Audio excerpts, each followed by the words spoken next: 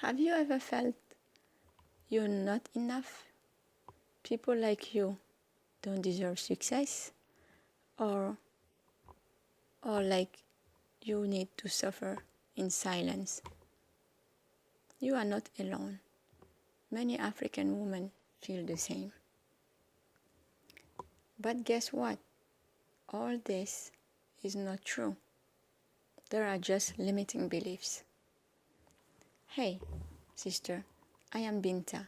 I create empowering content to help African women, especially moms, to reclaim their identity, build their self-confidence, self-love, and unlock their full potential.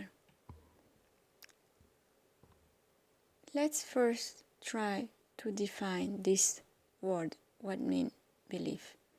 Belief is the fundamental choices we make about how we perceive our lives and how we live them. Let's talk about these three big beliefs, limiting beliefs. The first one is, I'm not enough. Sister, how many times did you hear this little voice inside your head telling you, I'm not smart enough, I'm not pretty enough, I'm not good enough? For sure, it had been many times. Why? Why we think like that? Let's go back to our earlier age. If you see all my video, I won't say all my video, but most of them, we go back to our earlier age, to our childhood, because everything starts there. The conditioning starts there. These limiting beliefs are conditioning, we have been conditioned to think like this. I will give you an example. When we were young, we come back home with our grades. I'm taking just an example from school. There are plenty other examples. When we come back home with a grade like a B, and we give it to our parents, what did they say to us? The first thing, especially African parents, oh, why did you have a B? Why you didn't have an A? It's funny, right? They might have started by, congratulations, that's not bad, good job. But they ask, why did you bring a B? Why you didn't bring an A? And then they ask you, come back with an A.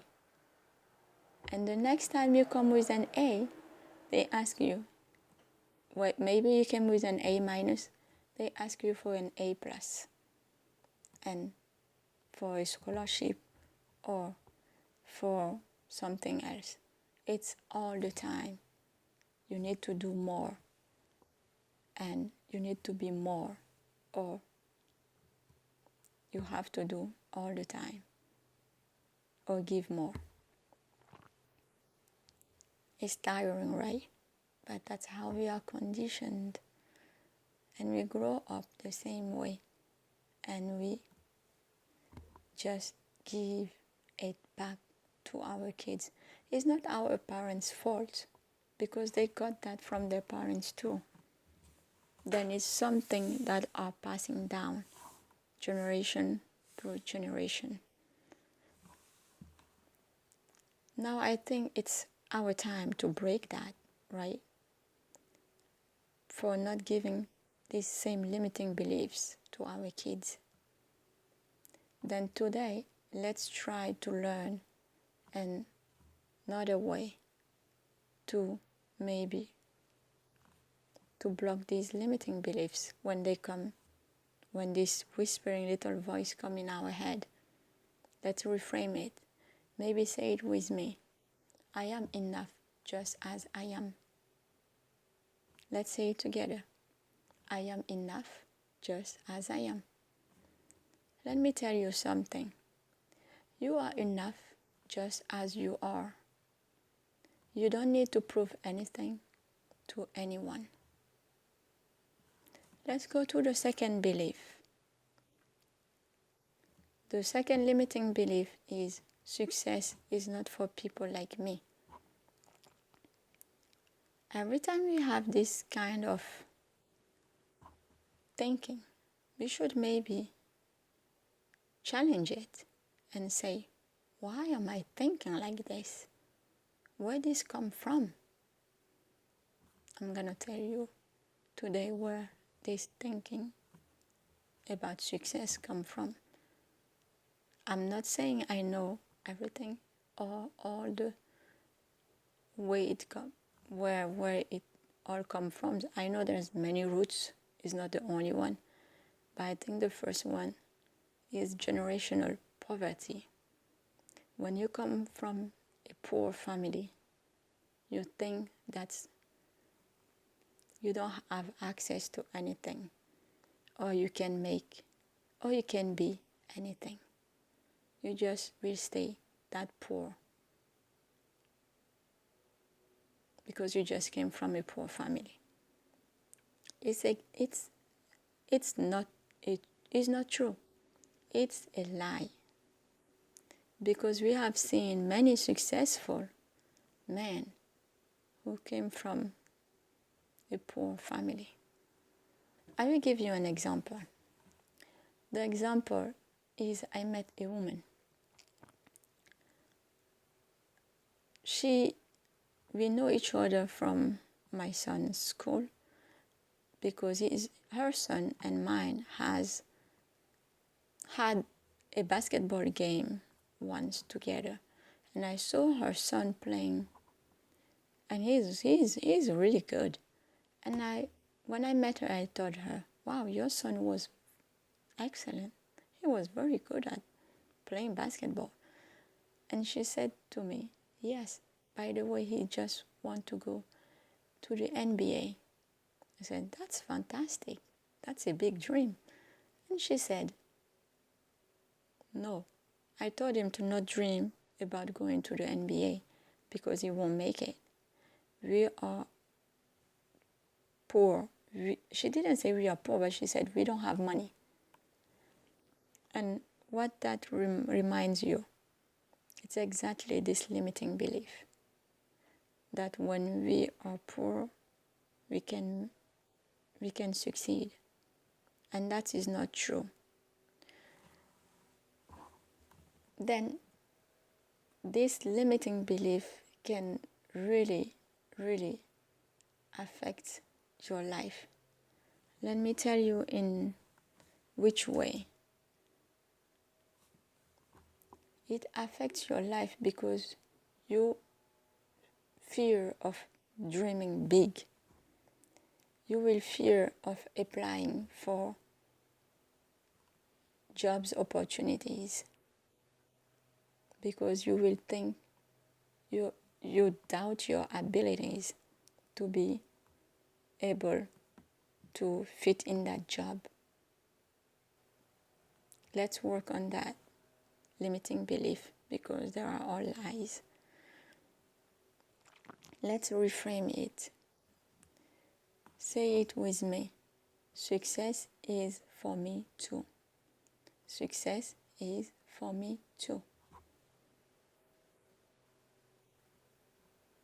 Then, the last thing I will say about this second limiting belief is, even though what you want to do or want to be, nobody have done that before, you can be the first one. Get the challenge and work on it, and you will succeed. Succeed comes from, first, a desire. Second, faith. If you have these two, you can succeed. I will leave you with this second belief, with this quote of Napoleon Hill. He said, Everything the mind can conceive and believe, it can achieve. It's powerful. Think about this quote. Let's talk about the third limiting belief. I have to be strong and suffer in silence. This is a serious limiting belief that many African women have. They usually suppress their emotions. They don't talk about what makes them feel pain. They prefer to hide that pain. Even if they're living, for an example, an abusive or toxic relationship, they prefer to stay in that relationship. Let's see why. Why sometimes we suppress our emotions. Why we don't want to talk about them.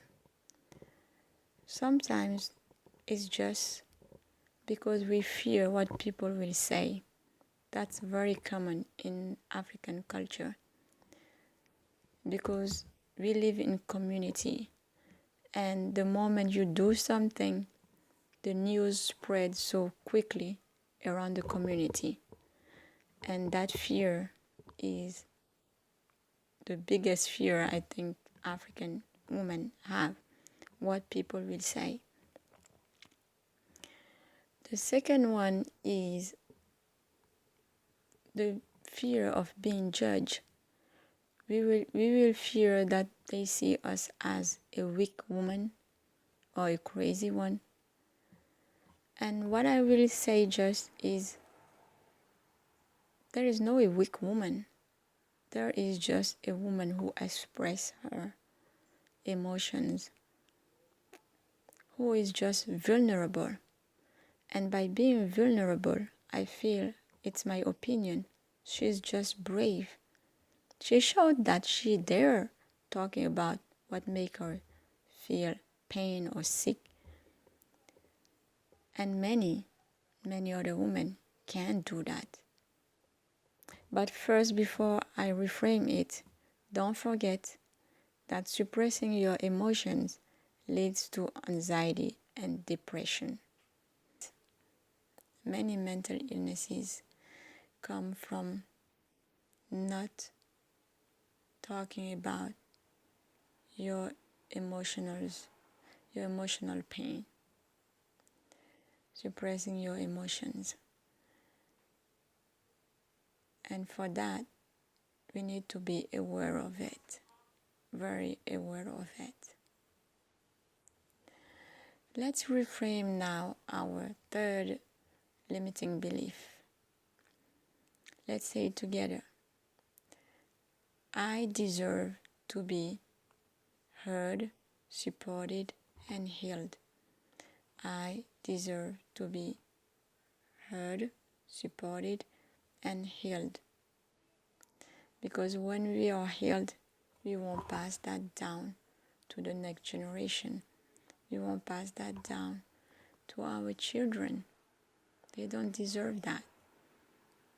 Then the work starts now.